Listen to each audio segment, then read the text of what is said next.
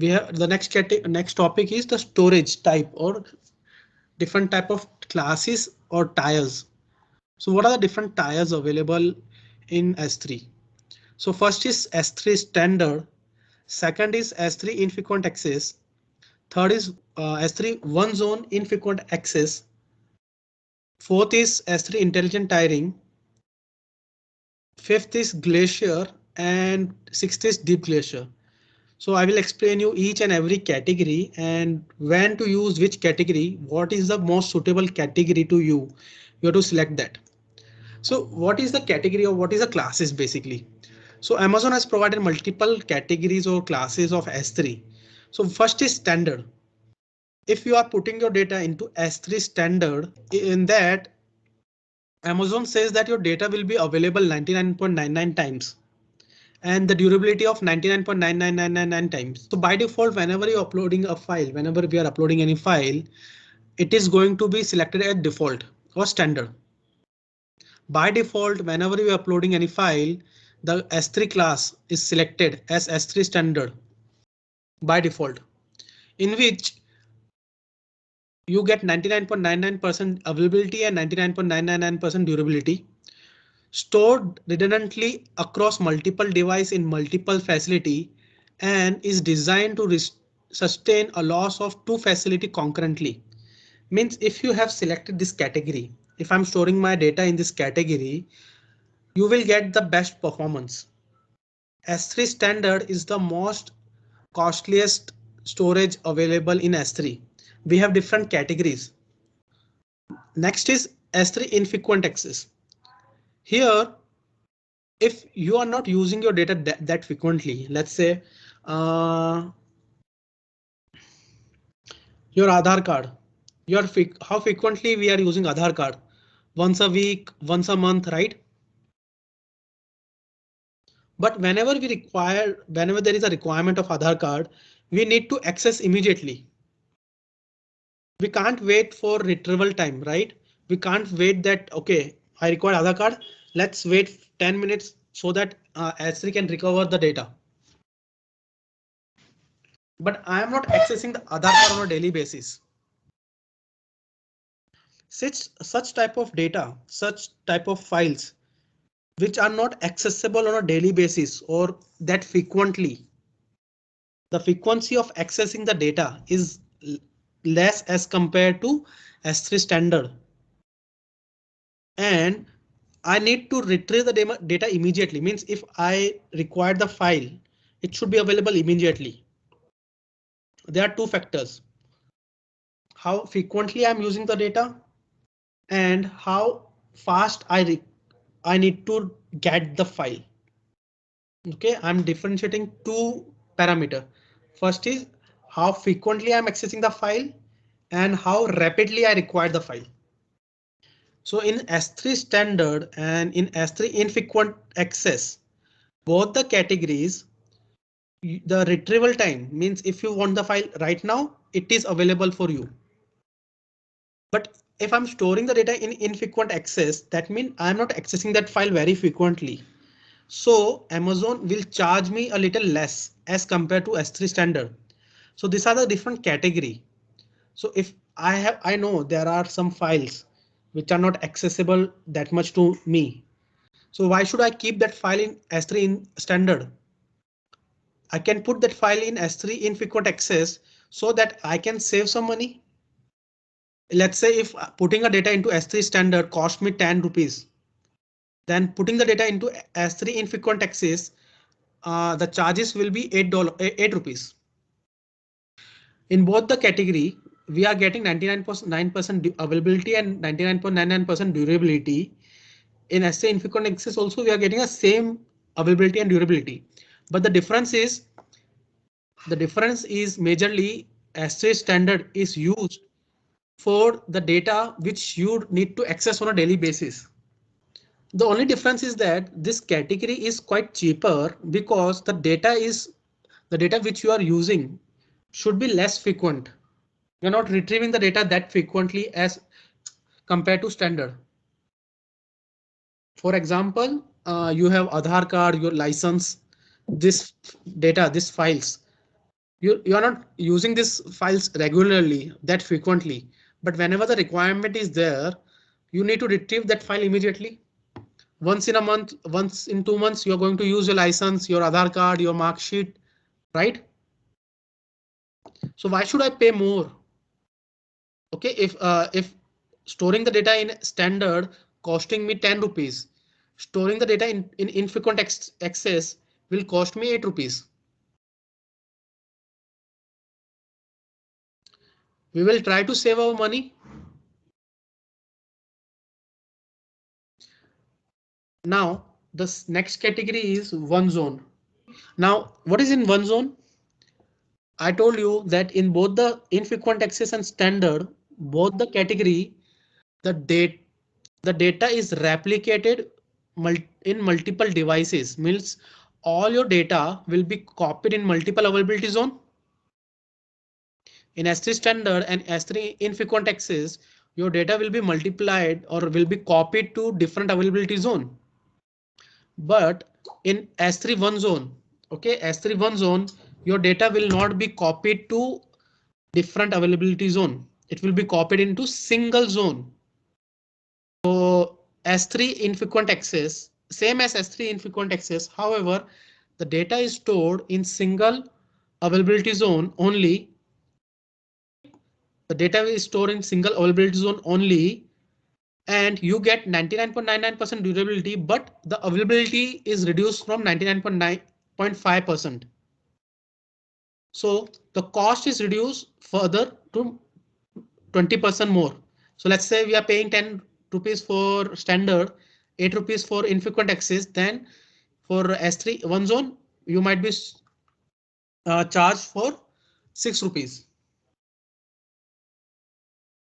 All the features are similar to one zone, but the data is stored only in one availability zone. If that availability zone goes down, you won't able to access the data until that availability zone is come up or that connectivity is restored. If you lose the connectivity with that single availability zone, you won't be able to retrieve the data until Amazon fix the issue. We can select the category, we can select the tires in which we want to put the data in S3 bucket. As per the property, as per my requirement, I will try to save my money. So to save my money, I have to understand how frequently and rapid I require the data, how frequently I'm using the data. And if I'm not using that data that frequently, how rapidly I need to access that data. And if I lose the data, if I lost, if I have stored in one availability zone, and if I'm not required that frequently, that I can wait for a couple of seconds, that if availability is not gone down, availability zone is gone down, I can wait more time, then I can store in infrequent access. Or basically we are storing the data which is less important, or data that can be reproduced, just like thumbnails or cache. Thumbnails, everybody know there are thumbnails of the mobile which act as a cache. Logs file, computer logs, system logs. These files are not that much important and can be reproduced. That files can be kept in S3 one zone.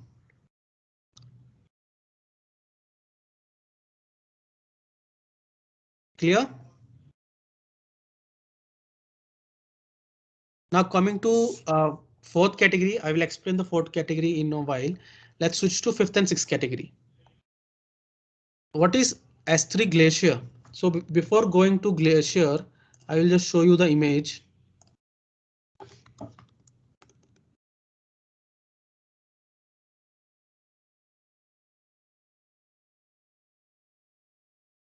So what is Glacier in general?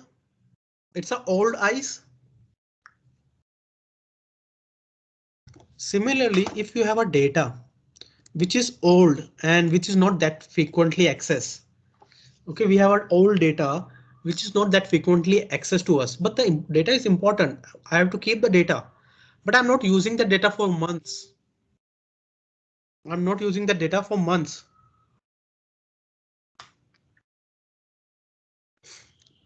So Amazon has created a next category called Glacier. It is quite cheaper and used for the data which are not that frequently accessed, and it takes time to retrieve. Okay, it may take times to retrieve the data. For example, you might have created projects in your college. That project has some PPT, some document that you are not going to access that file that frequently. Once a year, twice a year, or in a 5 years, you are going to access that file once in a while. And there are very less chances that you need that file immediately. You can wait for a couple of hours. You can wait couple of hours to retrieve the file from S3. Let's take example of your college itself. If you lose your mark sheet, you go to your college, you ask the admin team or the accountant team, whoever who is managing the mark sheets in your college, and you ask them, please give me a duplicate mark sheet. What will they will say? Submit your request. We will check. The data is in their archive. The data is in their storage device, storage room.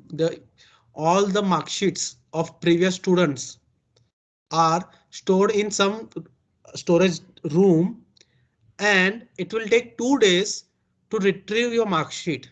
Come after 2 days. This is a scenario. So basically the data is stored in some archival room, and you have to wait for couple of hours to couple of days to retrieve that data. And if you can wait, if that's the requirement that you can wait for couple of hours to couple of days, then you can put your data into Glacier.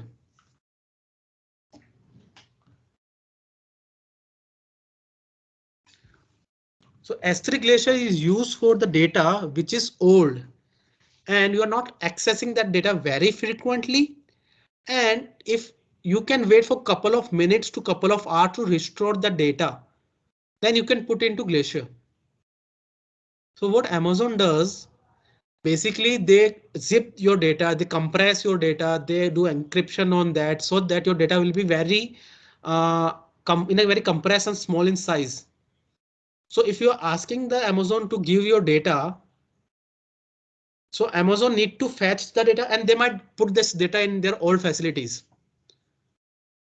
So they will bring the data from their old facility and they need to decompress your data, which might take couple of minutes to couple of hours. So very cheap, but used to archival only, optimized for data that is infrequently accessed, and it take time from minutes to hours to restore from the Glacier. Example, due to some federation rules, many companies might have to store the data for 5 years to 7 years.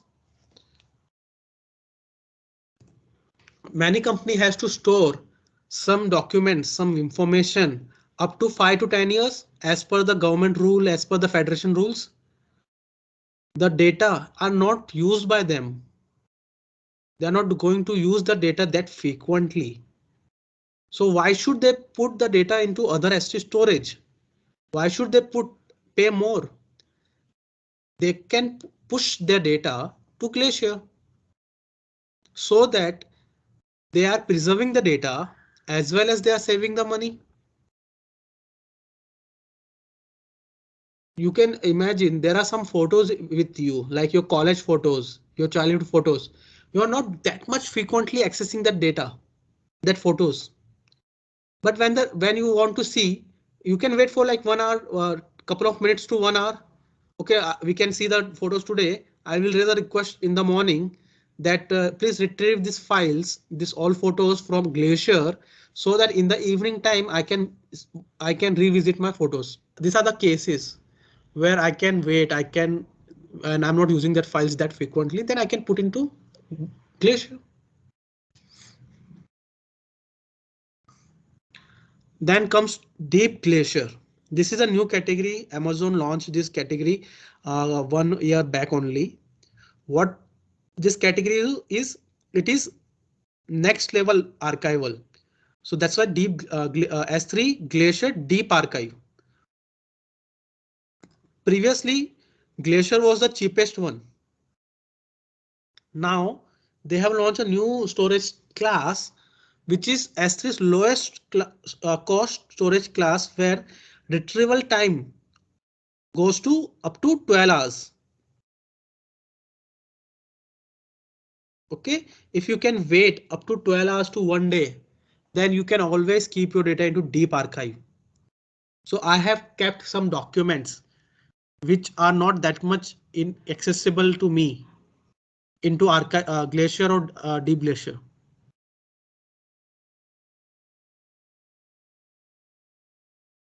Now, what is S3 Intelligent Tiering? And it was launched in 2018.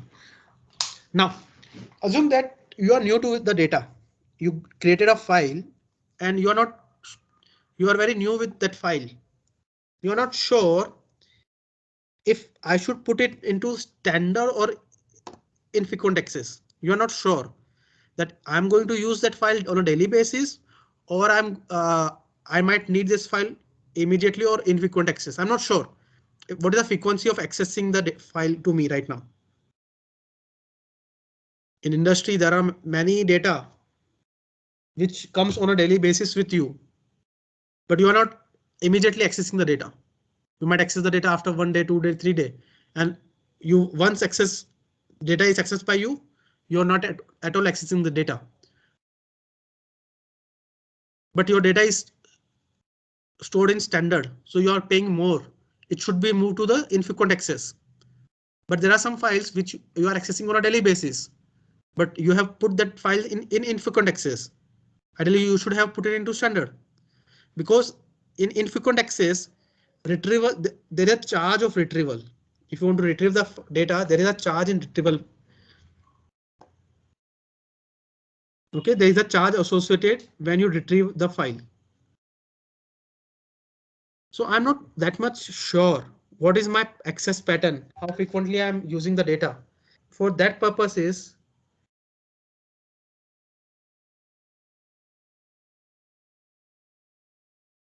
S3 has launched Intelligent Tiering. What it does, it checks your access pattern. It monitors how frequently you are accessing the data. If you are accessing the data very frequently, it will move the data to S3 standard automatically. And if you are not accessing the data, if your pattern is unpredictable, you are not accessing the file very frequently, then S3 will move that file to infrequent access. So the theory is unknown and used for unknown and unpredictable access pattern. Basically, two types come in picture: frequently access and infrequent access. So S3 standard and S3 infrequent access automatically moves your data to most cost effective tier based on how frequently you are accessing each object, each file. OK, individual objects, individual files. So how does it work? If an object is not accessed for 30 consecutive days, then it moves automatically to infrequent access. But as soon as an object which is in infrequent access, as soon as an object which is in infrequent access to is access, it get automatically moved to frequent access. Means if you're accessing the data frequently, then it will automatically move to frequent access category. And S3 Intelligent Tiering has the same level of judiciary ability and availability as you would expect from normal S3 infrequent access. For monitoring purpose, they charge you some $0.3 per month to monitor your pattern. OK, now if imagine that you have GBs terabytes of data, which is costing you hundreds of dollars if you are putting in standard. Simple example, if you have a huge data and you are charged $100 if you are putting in standard, and if you put the data into infrequent access, you are getting $80. Spending $0.3 doesn't matter for you now. You are saving $19 per month. You can compare standard, infrequent access, OneZone, Glacier, Deep Glacier. What is the durability? What is the availability? Only in OneZone the availability goes down from 99.5%. Availability zone, all have 3 availability zone, minimum 3 availability zone, but in OneZone it has only one availability zone. Minimum capacity charge. These are the charges capacity. They are charging storage minimum 30 days, 180 days, 90 days. And in the last you can see retrieval charges. In standard there is no retrieval charges, but in standard, in OneZone, Glacier and Deep Glacier there is a retrieval charge associated with it. And the final, when you can access the data, how fast you can access the data in millisecond, in millisecond, in millisecond, in millisecond. But in Glacier and Deep Glacier, minutes to hours and up to a couple of hours. How fast you can get the data.